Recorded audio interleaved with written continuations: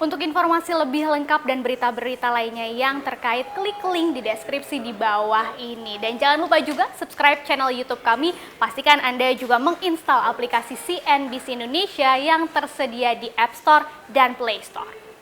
Secara umum tentu pelaku pasar akan lebih confident ya atau lebih percaya kepada Janet Yellen gitu. Tapi kalau tadi dibilangkan ini berita bagus, belum tentu loh ini berita bagus buat Indonesia.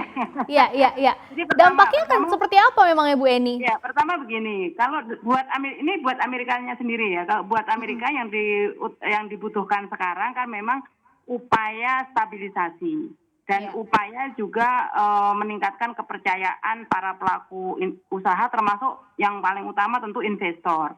Kita tahu persis kemarin Trump ini kan agak ugal-ugalan gitu kan, kebijakan-kebijakan ekonominya gitu. Nah, Janet Yellen ini sosok yang sudah sangat dikenal dunia tentu kan, dan sewaktu menjadi gubernur bank sentral, berbagai kebijakannya cukup mendapatkan kepercayaan pasar. Nah tentu ini kan modal sosial ya, buat pemulihan ekonomi gitu, karena yang paling utama ya nggak cuma di Amerika, di Indonesia pun yang dibutuhkan kepercayaan pasar. Nah Biden pasti mempertimbangkan itu pertama. Nah yang kedua tentu pasca untuk menanggulangi dampak dari pandemi ini kan nggak mau kan pemerintah tetap harus memberikan stimulus sebagaimana juga Indonesia gitu kan.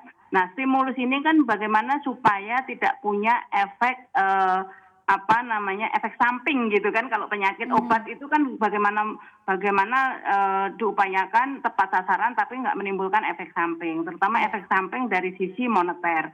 Nah dengan pengalaman Bu Janet Yellen, dia sangat tahu persis moneter, maka sebenarnya pertanyaannya bukan ini untuk kompromistis terhadap stimulus, bukan, tetapi mampu menjaga stabilisasi moneter, kira-kira begitu pertimbangan Biden pasti gitu kan, supaya kalau di Indonesia kan sering itu antara menyeimbangkan antara rem dan gas gitu kan. Nah jadi bagaimana stimulus-stimulus fiskal itu juga nggak punya dampak negatif, tidak punya efek samping terhadap sisi moneter.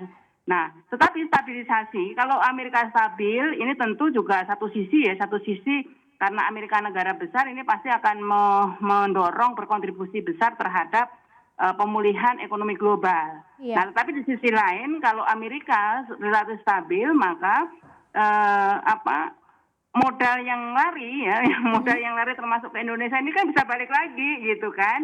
Nah kalau Indonesia secara fundamental tidak mampu, secara struktural tidak mampu membenahi sektor ekspor dan impornya, kita akan fragile sekali nanti di nilai tukar. Kira-kira begitu dampaknya ke Indonesia. Tapi kalau buat Amerikanya sendiri pasti ini akan semakin mempercepat stabilisasi dan pemulihan ekonomi di dalam negeri dengan sosok Janet Yellen gitu.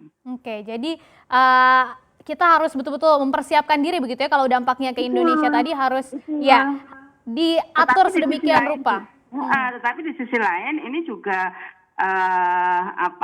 punya momentum juga buat Indonesia, sepanjang Indonesia bisa, karena Amerika juga masih menjadi negara tujuan ekspor Indonesia yang cukup besar gitu kan.